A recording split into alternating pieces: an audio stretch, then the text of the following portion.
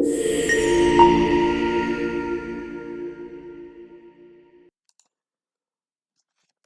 बच्चों, अब चलते हैं जेएनवी के हिंदी पार्ट पर, जिसमें 4 पैसेज आते हैं। पहला पैसेज दिया हुआ है, सोनम दुकान पर प्रदर्शित नई साइकिल को गौर से देख रही थी। पर साइकिल और एक पर्सन जो कि सोनम है, उसके ऊपर ये जो है पैसेज दिया हुआ है। नई चमकीली लाल साइकिल को देखकर वह चकित थी। उसके पिता ने उसे देख लिया और कहा, आओ हमें चलना चाहिए। सोनम ने साइकिल को आखिरी बार देखा और अपने पिता के पीछे चलने लगी। जब वह सोने गई तब भी चमकदार लाल साइकिल के बारे में ही सोच रही थी। अगले दिन स्कूल में वह अपने मित्रों से भी उसी के बारे में बात करती रही। तो चलो हम क्वेश्चन पर चलते हैं। क्वेश्चन क्या कहते हैं?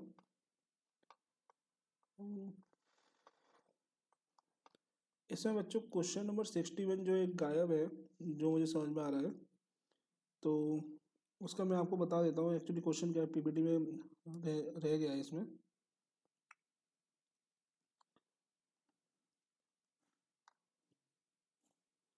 सोनम अपने क्वेश्चन ये है, सोनम अपने, मैं लिख भी देता हूँ यहाँ पर, सोनम अपने फिलिंग द ब्लैंक्स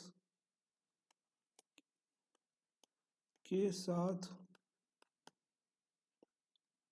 दुकान पर गई। तो सोनम जो है किसके साथ दुकान पर गई?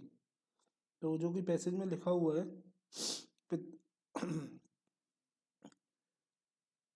अपने पिता के साथ पीछे चलने लग गई थी। सोनम साइकिल को आखिरी बार देखा और अपने पिता के साथ चलने लग गई थी। तो इसका जो आंसर होगा वो होगा पिता।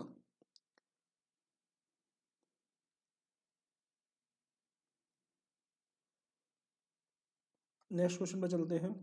सोनम दुकान पर चमकीली डैश साइकिल को देखकर उसकी ओर आकृष्ट हुई। तो कैसे कलर की थी? मतलब कलर पूछा हुआ है, सिंपल सी बात ये है।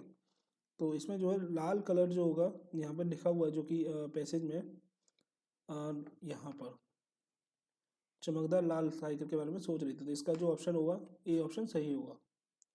नेक्स्ट क्वेश्चन पे चलते हैं। सोनम के माता पिता ने उसे नई लाल साइकिल क्यों दी? यहाँ पर पैसेज में साफ दिया हुआ है, उसके माता पिता मुस्कुराते हुए बाहर निकले और उन्होंने कहा कि यह उसके जन्मदिन का उपहार है। तो जन्मदिन के लिए दी थी, जो कि ए ऑप्शन में दिया हुआ है। नेक्स्ट क्वेश्चन पे चलते हैं। सोनम ने अपनी प्रसन्नता व्यक्त की। तो कैसे व्यक्त की? यहाँ पे देखो, सोनम लास्ट लाइन में लिखा हुआ, सोनम बहुत प्रसन्न हुई और अपनी खुशी से माता पिता के गले लग गई। तो यहाँ पर ए ऑप्शन में दिया हुआ है कि अपने माता पिता के गले लगकर उसने अपनी प्रसन्नता, चकित थी का आशय है। चकित का जो मतलब होता है बेसिकली आश्चर्य होता है। चकित का जो मतलब होता है वो आश्चर्य होता है या विस्मित होना। तो यहाँ पर बी ऑप्शन दिया हुआ है, बी ऑप्शन में बिल्कुल करेक्ट है। तो याद का मतलब आश्चर्य होता नहीं है, सदमा मतलब डिप्रेशन, डरी हुई, वो भी आश्चर्य नहीं होता। विस्मित का मतलब ही आश्चर्यचकित होता है। नेक्स्ट क्वेश्चन पर चलते हैं। नेक्स्ट क्वेश्चन जो दिया हुआ है वो किसके बारे में दिया हुआ है?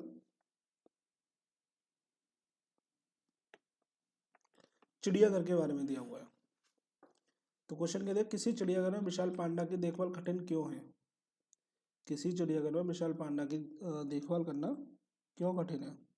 क्योंकि उसके लिए, यहाँ पर देखो पैसेज में देखोगे, आप जब रीड करोगे, आज विशाल पांडा केवल मध्य चीन के बांस के जंगलों में तथा थोड़ी संख्या में तिब्बत में पाए जाते हैं। बांस के बनौट से उन्हें भोजन, शटल और सुरक्षा प्राप्त होती है। विशाल पांडा अपना अधिकांश समय बांस के जंगलों में घूमने और बांस की कोपलों में चबाने में व्यतीत करते हैं, क्योंकि वे बांस की कोपलों को ही खाते हैं, वे भी अधिक मात्रा में, इसलिए उन्हें पर्याप्त भोजन सदा नहीं मिलता। तो उन विशाल पांडा की देखभाल करना क्यों कठिन है? क्योंकि उन्हें पर्याप्त भोजन, यहाँ पे लिखा हुआ है कि उन्हें पर्याप्त भोजन सदा नहीं मिलता। तो जब किसी को पर्याप्त भोजन नहीं मिलेगा तो उसकी देखभाल नहीं हो पाएगी। और विशाल पांडा को हमेशा पर्याप्त भोजन की नीड पड़ती है। तो इसका ऑप्शन जो होगा बिल्कुल सी करेक्ट हो जाएगा।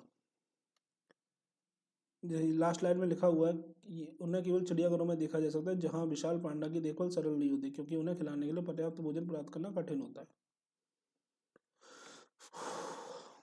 नेक्स्ट क्वेश्चन है, विशाल पांडा का मुख्य भोजन क्या है?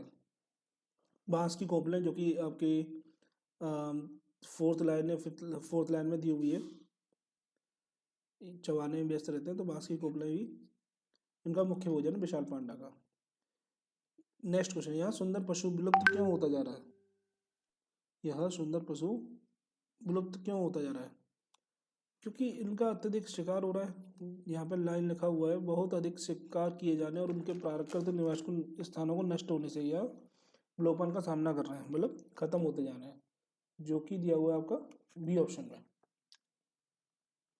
नेक्स्ट क्वेश्चन में चलते हैं, विशाल का विपरीत शब्द क्या होता है? विशाल मतलब बड़ा, तो विशाल बड़ा, इसका जो विपरीत शब्द होगा वो छोटा होगा, छोटे का मतलब लघु, जो कि सी ऑप्शन में दिया हुआ है। नेक्स्ट क्वेश्चन में चलते हैं, चिड़ियाघर वहाँ स्थान है जहाँ चिड़ियाघर पशु पक्षियों को बाड़ों और पिंजरों में रखा जाता है। यहाँ पे लिखा हुआ है,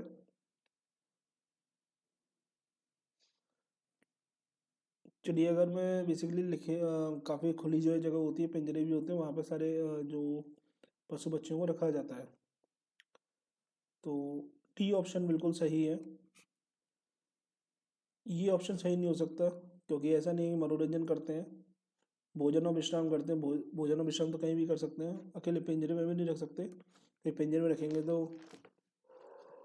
वो जो है उन्हें अगर कुछ भी पानी पीना हो या कहीं भी करना हो तो कुछ कर नहीं पाएंगे, इसलिए बाड़ों और पिंजरों में रखा जाता है।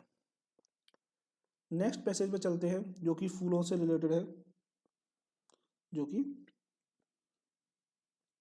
फूलों से रिलेटेड है। फूल हमारे लिए अनेक रूपों में उपयोगी हैं। क्वेश्चन नंबर 1 क्या है? फूल हमारे लिए अनेक रूपों में डैश हैं। तो इसका जो आंसर होगा साफ पहली लाइन में ही दिया हुआ है, जो कि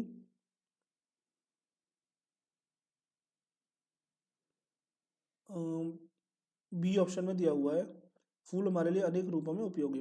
बहुत ही सिंपल क्वेश्चन, सब लोगों ने सही किया हुआ है ये तो, क्योंकि पहली लाइन ही पढ़ते हुए इसका आंसर पता चल रहा है। फूल डैश मिलते हैं, फूल डैश मिलते हैं। तो फूल का क्या होता है कि अनेक रंग के होते हैं, अलग अलग शेप के होते हैं।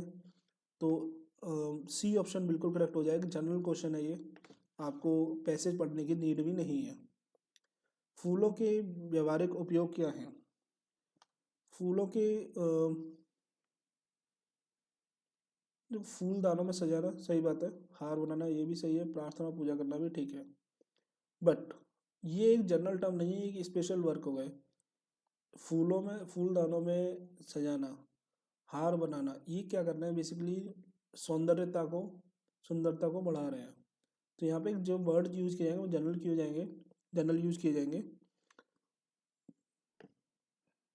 और यहाँ पे लिखा हुआ भी पैसेज है कि इनका उपयोग इत्र, चाय और सौंदर्य प्रसाधन के उत्पाद बनाने में किया जाता है। तो पैसेज से ये आंसर जो है बिल्कुल टिक हो जाएगा, सही, ए ऑप्शन करेक्ट हो जाएगा। डैश फूलों का उपयोग दवाइयाँ बनाने में किया जाता है। तो कुछ फूलों का उपयोग दवाइयों के रूप में होता है, यहाँ पर लिखा हुआ है साफ। बहुत ही सिंपल क्वेश्चन आए हुए हैं, बहुत ही सिंपल क्वेश्चन, जो कि बी ऑप्शन में करेक्ट हो जाएगा ऑप्शन। प्रभाव शब्द का अर्थ है, प्रभाव मतलब इफेक्ट, इफेक्ट का मतलब किसी पर असर पड़ना उसका। तो बी ऑप्शन बिल्कुल करेक्ट हो जाएगा, जो कि एक जनरल क्वेश्चन है, पैसेज की नीड नहीं है इसके लिए। अब एक राष्ट्रीय संग्रहालय का पैसेज आया है, दिल्ली में मोटे शीशे के पीछे प्रदर्शित विश्व में सबसे अधिक प्रसिद्ध नर्तकी को अनदेखा नहीं किया जा सकता। तो एक तस्वीर और नर्तकी और राष्ट्रीय संग्रहालय की बात की गई है।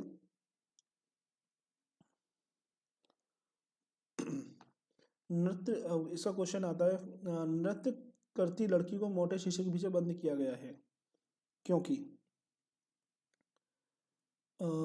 यहाँ पर देखिए, राष्ट्रीय संग्रहालय दिल्ली में मोटे शीशे के पीछे प्रदर्शित विश्व के सबसे प्रसिद्ध नर्तकी को अनदेखा नहीं किया जा सकता है। मोहनजोदड़ो की नृत्य करती लड़की कांस्य की बनी दुर्लभ आकृति है। तो क्यों किया गया? क्योंकि ये दुर्लभ आकृति है, तो इसका जो है ये ऑप्शन बिल्कुल करेक्ट हो जाएगा। नेक्स्ट क्वेश्चन पे चलते हैं। पेंडेंट, पेंडेंट का भाग है। तो पेंडेंट के बारे में यहाँ पर लिखा है कि आधुनिक कला का जो नमूना, ये लिखा हुआ है, एक साथ 3 पेंडेंट वाला हार है। तो पेंडेंट क्या है? बेसिकली हार का एक भाग होता है, जो कि बी ऑप्शन में दिया हुआ है। नेक्स्ट क्वेश्चन पर चलते हैं। कथन 1 और 2 को पढ़िए और दिए गए विकल्पों में से सही उत्तर चुनिए। उसकी चूड़ियां सीप या पतली धातु से बनी है। देखो यहाँ पर लिखा हुआ है उसके बाएं ऊपरी बाजू से लेकर, जो भी नृत्य करती हुई लड़की है, उंगलियों तक सीप, हाथी दांत या पतली धातु की बहुत सी चूड़ियां अलंकृत हैं। तो पतली धातु से बनी हुई है, चूड़ियां सीप से बनी हुई, साफ साफ लिखा हुआ, तो पहला ऑप्शन तो करेक्ट है। उसने हाथी दांत से बना हार पहना है। नहीं, हार जो है हाथी दांत का नहीं बना हुआ है, चूड़ियां हाथी दांत की हैं। हार तो क्या नाम है आपका, आधुनिक कला का नमूना एक 3 पेंडेंट वाला हार है, जो कि हाथी दांत से नहीं बना हुआ है। तो जो सेकंड ऑप्शन होगा वो इनकरेक्ट हो जाएगा। तो पहला ऑप्शन बिल्कुल सही है। नेक्स्ट क्वेश्चन पे चलते हैं। कौन सा शब्द निर्भीक का पर्याय नहीं है? तो निर्भीक का मतलब बिना डरा हुआ, किसी से बिना भय वाला।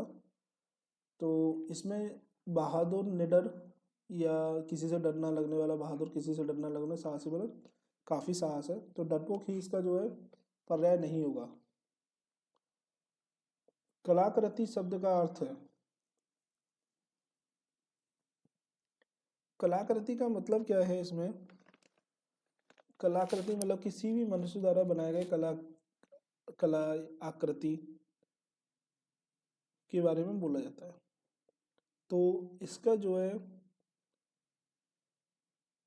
बी ऑप्शन बिल्कुल करेक्ट हो जाएगा, मनुष्य द्वारा बनाए गए कला के नमूने। तो यहाँ पर 13 दिसंबर वाला पेपर कंप्लीट होता है बच्चों। कोई भी डाउट होता है तो आप कमेंट बॉक्स में मैसेज कर सकते, कमेंट कर सकते हैं। नमस्कार बच्चों।